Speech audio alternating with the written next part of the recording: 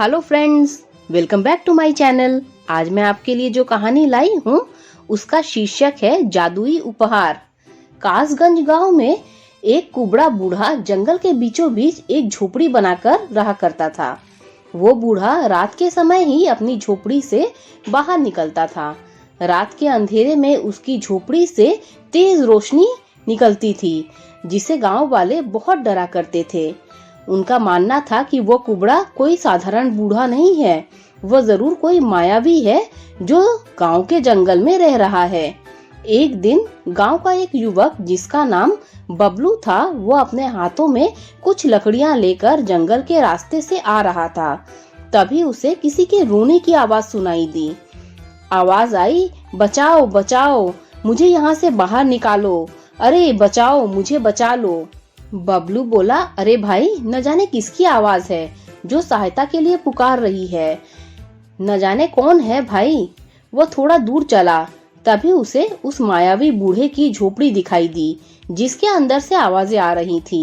जैसे ही बबलू उस झोपड़ी के पास पहुंचा और अंदर झोपड़ी में जाने लगा, तभी वहां मायावी बूढ़ा आ गया। बूढ़ा बोला, मेरी झोपड़ी में क्या कर रहे हो नादान इंसान? क्या जानते नहीं यह मेरी झोपड़ी है? उसमें कोई भी गांव वाला नहीं जा सकता है, क्या तुम नहीं जानते हो?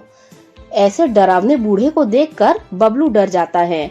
वह बोला, नहीं नहीं बूढ़े बाबा, मैं आपकी झोपड़ी में नहीं जा रहा था, मैं तो जंगल में कुछ लकड़ियां लेने आया था, लेकिन फिर किसी के रोने की आवाज सुनी तो इधर आ गया। नहीं नहीं, मैं जाता हूँ, यहाँ से चला जाता हूँ। जिसके बाद बबलू वहां से दुम दबाकर भाग निकलता है और गांव पहुंचता है। गांव वालों को अपनी आपबीती सुनाता है। अगली सुबह चाय की दुकान पर गांव के दो आदमी बात करते हैं। पहला आदमी बोला, अरे भैया, वह अपना बबलू है ना, कल जंगल से कुछ लकड़ियां लेकर आ रहा था तो उसे कुबड़े मायावी बूढ़े की झोपड़ी में किसी की रोने की आवाज आ रही थी भाई। जैसे ही बबलू वहां देखने के लिए आगे बढ़ा तो मायावी डरावना बूढ़ा उसके सामने आ गया। वो बेचारा जैसे तैसे अपनी जान बचाकर वहां से भागा। अरे, कल रात से ही बुखार में पड़ा है बेचारा भैया। पता नहीं भैया क्या राज दफन है उस मायावी बूढ़े की झोपड़ी में। दूसरा आदमी बोला, पता नहीं भाई, डर के मारे कोई भी गांव वाला वहां उस बूढ़े की झोपड़ी में जाने की हिम्मत नहीं करता है। भगवान ही जाने क्या राज दफन है भैया। उसी गांव में भोला नाम का एक बहुत ही गरीब मछुआरा रहता था। गांव में उसे सब भोंदू बुलाते थे, जो जंगल के किनारे नदी में कुछ मछलियां पकड़ता था। एक दिन भोंदू नदी के किनारे बैठा हुआ था, अपने जाल को फैलाकर मछलियां पकड़ने की कोशिश कर रहा था और सोचता है, कोई मछली मेरे जाल में आती क्यों नहीं? कई दिन हो गए हैं, कोई मछली हाथ नहीं लगी। लगता है आज फिर मेरी बूढ़ी माँ को और मुझे भूखा सोना पड़ेगा। हे भगवान, तू कब कृपा करेगा मुझ गरीब पर? और वह रोने लगता है। थोड़ी देर बाद भोंदू खाली हाथ अपनी झोपड़ी में आता है तो उसकी माँ कहती है, अरे भोंदू, आ गया? मैं कब से तुम्हारा इंतजार कर रही थी। अरे मुझे बहुत भूख लगी है, क्या आज भी तेरे हाथ कोई अच्छी मछली नहीं आई? भोंदू बोला, नहीं माँ, मुझे माफ कर दो, मैं आज भी तुम्हारे लिए कोई मछली पकड़कर नहीं ला सका। न जाने क्यों मेरे जाल में कोई मछली फंसती ही नहीं। कई दिन हो गए हैं, जानता हूँ तूने कुछ भी नहीं खाया। हाय हाय, न जाने हम अभागों ने कैसी किस्मत पाई है। माँ बोली, दुखी मत हो, देखना सब ठीक हो जाएगा, कोई ना कोई राह हमें जरूर दिखेगी। अगला सुबह जब भोंदू फिर से अपना जाल लेकर नदी के किनारे जा रहा था तो सोचा, हे भगवान, आज तो कोई मछली हाथ लग जाए। अगर नहीं आई तो फिर मुझे और मेरी माँ को भूखा सोना पड़ेगा। भोंदू थोड़ी दूर ही चलता है, तभी उसे जंगल की ओर से किसी के रोने की आवाज सुनाई देती है। अरे कोई है, अरे निकालो मुझे यहाँ से, कोई तो सहायता करो मेरी, निकालो मुझे यहाँ से। भोंदू बोला, अरे ये कौन रो रहा है? लगता है किसी को सहायता की आवश्यकता है, लेकिन ये आवाज तो जंगल की ओर से आ रही है। न जाने जंगल की ओर जाना ठीक होगा या नहीं। गांव वाले तो अजीबोगरीब बात करते हैं इस जंगल को लेकर। लेकिन कोई सहायता के लिए पुकार रहा है, इसीलिए जाना होगा। जैसे ही भोंदू थोड़ा आगे बढ़ता है, अचानक से उसे मायावी बूढ़े की झोपड़ी से जोर जोर से रोने की आवाज सुनाई देने लगती है। अरे कोई है जंगल में, मेरी सहायता करो, मैं मर रहा हूँ, मेरी सहायता करो, निकालो मुझे यहाँ से। भोंदू बोला, न जाने ये किसकी आवाज है, कौन सहायता के लिए पुकार रहा है। भोंदू जैसे ही आगे बढ़ा तो उस कुबड़े मायावी बूढ़े की झोपड़ी दिखाई दी, जहाँ से आवाज आ रही थी। भोंदू बोला, अरे आवाज तो इस झोपड़ी के अंदर से आ रही है, लगता है अंदर कोई सहायता के लिए पुकार रहा है। हाँ, लेकिन क्या मेरा अंदर जाना ठीक रहेगा? गांव वाले इस झोपड़ी को मायावी समझते हैं। नहीं नहीं, मुझे अंदर जाना ही होगा, कोई सहायता के लिए पुकार रहा है, इसीलिए अंदर जाना ही होगा। जिसके बाद वह झोपड़ी के अंदर जाता है।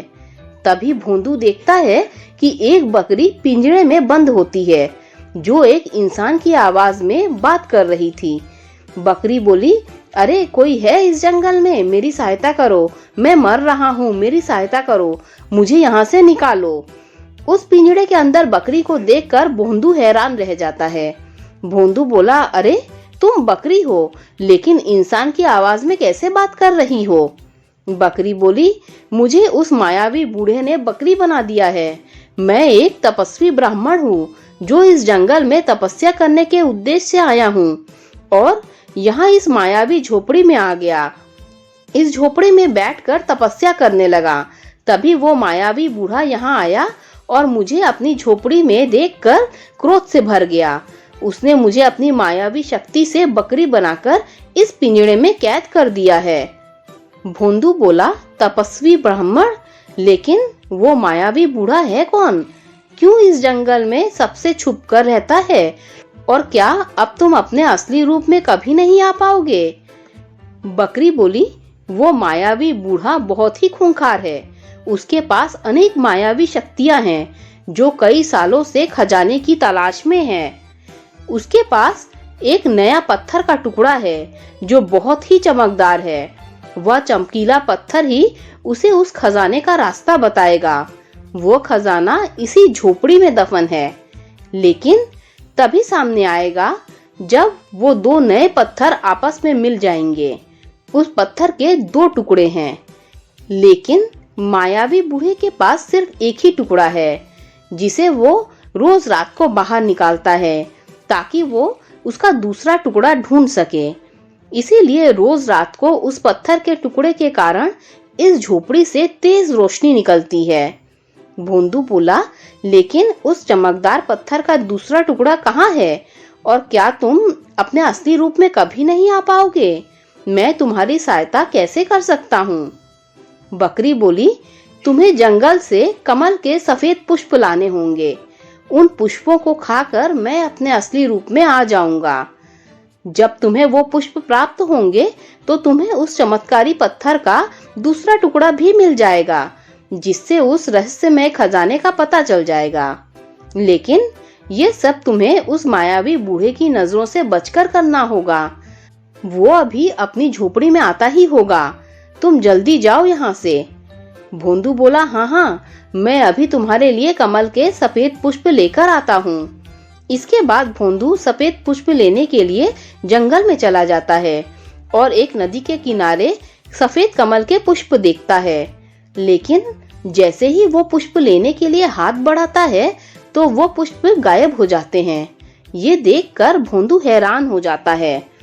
वो जब भी अपना हाथ पुष्प की ओर बढ़ाता है तो पुष्प गायब हो जाते हैं। भोंदू बोला, न जाने क्यों ये पुष्प मेरे हाथ लगते ही गायब हो रहे हैं। हे भगवान, तुम कोई राह दिखाओ, मेरी तो कुछ समझ में नहीं आ रहा है। तभी भोंदू के पास नदी से एक कछुआ बाहर आता है। कछुआ बोला, तुम जो भी हो, यह चमकदार कमल के पुष्प तुम्हें ऐसे नहीं प्राप्त होंगे। इसके लिए तुम्हें अपनी कोई एक वस्तु जो तुम्हें बहुत प्रिय हो और तुम्हारे लिए बहुत जरूरी भी हो, इस नदी में डाल देनी होगी, तभी ये पुष्प तुम्हें हासिल हो पाएंगे। भोंदू बोला, कछुए जी, मेरे पास तो कुछ भी ऐसा नहीं है। मैं तो एक गरीब मछुआरा हूँ। जो मछलियां पकड़कर ही अपना गुजर बसर करता हूँ। मेरे पास तो इस मछली के जाल के सिवाय और कुछ भी नहीं है और ये मुझे बहुत प्यारा भी है। ये ना हो तो मैं मछलियां पकड़ ही नहीं पाऊं। मैं इसे ही नदी में डाल देता हूँ। इसके बाद भोंदू अपना जाल उस नदी में डाल देता है, जिसके बाद वो कमल के चमकदार पुष्प फिर से दिखाई देते हैं। भोंदू उन्हें तोड़कर लाता है।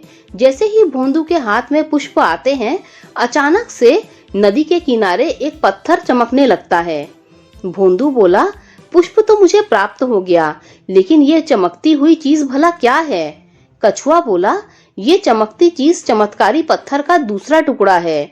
तुम एक ईमानदार और साफदिल इंसान हो, जिसके पास इस नदी को देने के लिए कुछ भी नहीं था, लेकिन तुम्हारे लिए जो सबसे कीमती और उपयोगी था, तुमने वही इसमें डाल दिया। इसीलिए यह चमत्कारी पत्थर तुम्हारे हिस्से में आ गया।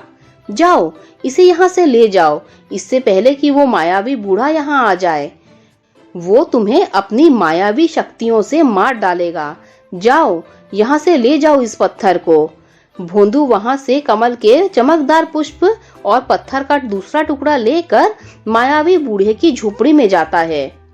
भोंदू बोला, ये देखो, मैं ले आया सफेद कमल के पुष्प तुम्हारे लिए। भोंदू उस बकरी रूपी ब्राह्मण को सफेद पुष्प देने ही वाला था कि तभी वहां मायावी बूढ़ा आ जाता है। बूढ़ा बोला, कौन हो तुम लड़के, और मेरी झोपड़ी में आने का दुस्साहस कैसे किया? भोंदू बोला, बूढ़े बाबा, मेरा उद्देश्य आपको हानि पहुंचाना नहीं है। मैं तो बस इस बकरी रूपी ब्राह्मण की सहायता कर रहा था। बूढ़ा बोला, नादान लड़के, इस ब्राह्मण के साथ अब तू भी मारा जाएगा। मेरे इस खजाने की खोज में जो भी बाधा बनेगा, मारा जाएगा। भोंदू बोला, क्षमा करे बूढ़े बाबा, मुझसे भूल हो गई। बूढ़ा बोला, तो अब सजा भुगतो। जैसे ही बूढ़ा अपनी शक्तियों से भोंदू पर प्रहार करता है, भोंदू झोपड़ी की दीवार से जा टकराता है। उसके हाथ से सफेद पुष्प गिरकर बकरी के आगे गिरते हैं और चमकीला पत्थर दूसरे कोने में। सफेद पुष्प को बकरी झट से खा जाती है, जिससे बकरी तपस्वी ब्राह्मण का रूप ले लेती है। तभी अपनी शक्तियों से मायावी बूढ़ा उस पूरी झोपड़ी को गुस्से में उड़ा देता है और तपस्वी ब्राह्मण और मायावी बूढ़े में घमासान युद्ध होता है। ब्राह्मण बोला, अब तुम्हारा अंत आ गया है दुष्ट। बूढ़ा बोला, तुम मेरा कुछ भी नहीं बिगाड़ सकते हो। मायावी बूढ़ा ब्राह्मण को गले से पकड़कर उठा लेता है। तभी भोंदू उठता है, चमकीले पत्थर को उठाता है और दोनों टुकड़ों को जोड़ देता है, जिससे एक तेज रोशनी निकलती है। भोंदू ये सब देखकर हैरान हो जाता है। ब्राह्मण बोले, भोंदू, तुम डरो मत। इस चमत्कारी पत्थर ने इस मायावी बूढ़े के लालच की सजा इसे दे दी है। ये कोई साधारण पत्थर नहीं है। जब भी कोई अपने लालच के लिए इसे इस्तेमाल करेगा, तो वह इसे जलाकर राख कर देगा। लेकिन यह मायावी बूढ़ा यह जानते हुए भी अपने लालच में अंधा हो गया था और अपना सर्वनाश कर बैठा। भोंदू बोला, अरे ये क्या हो गया भैया, इस बूढ़े बाबा को तो लालच नहीं करना चाहिए था। तभी भोंदू और तपस्वी ब्राह्मण मुड़कर देखते हैं, झोपड़ी की जगह बेशकीमती खजाना सामने था। तपस्वी ब्राह्मण उस खजाने में से कुछ हिस्सा भोंदू को देते हैं। ब्राह्मण बोले, ये लो भले इंसान, इस खजाने में से कुछ हिस्सा तुम्हारे लिए। ये तुम्हारी इंसानियत का तोहफा है। तुम एक साफदिल इंसान हो, जो बिना डरे मेरी सहायता करने के लिए इस मायावी झोपड़ी में चले आए। तुम्हारी ही वजह से मैं बकरी से अपने असली रूप में आ पाया। जाओ भोंदू, अब तुम इस खजाने की मदद से अपना जीवन अच्छे से व्यतीत करना। भोंदू बोला, आपका बहुत बहुत धन्यवाद तपस्वी ब्राह्मण। मैंने आपके लिए जो भी कुछ किया है, वह तो मेरा एक इंसान होने के नाते कर्तव्य था। अब इस खजाने की मदद से मैं और मेरी माँ को कभी भूखा नहीं सोना पड़ेगा। यह बोलते हुए भोंदू की आंखों में आंसू आ गए। ब्राह्मण बोले, हे रहस्यमयी खजाने, तुम अपने स्थान पर वापस चले जाओ। यहाँ तुम्हारी आवश्यकता सिर्फ इस गरीब मछुआरे को थी, जो कि तुम्हारे कुछ हिस्से से ही पूरी हो गई। मैं एक तपस्वी ब्राह्मण हूँ, मुझे भला इसकी क्या आवश्यकता है, तुम अपने स्थान पर वापस चले जाओ। जिसके बाद बाकी का खजाना और वह चमत्कारी पत्थर भी अपने आप वहां से गायब हो जाते हैं। जब इसकी खबर गांव वालों को लगती है तो सभी भोंदू का बहुत सम्मान करते हैं। अब गांव वाले उस जंगल के मायावी बूढ़े के डर से आजाद हो चुके थे और भोंदू भी अपनी माँ के साथ खुशी खुशी रहने लगता है। दोस्तों, अगर आपको ये कहानी अच्छी लगी हो तो लाइक कर दीजिए, मेरे चैनल को सब्सक्राइब कर दीजिए।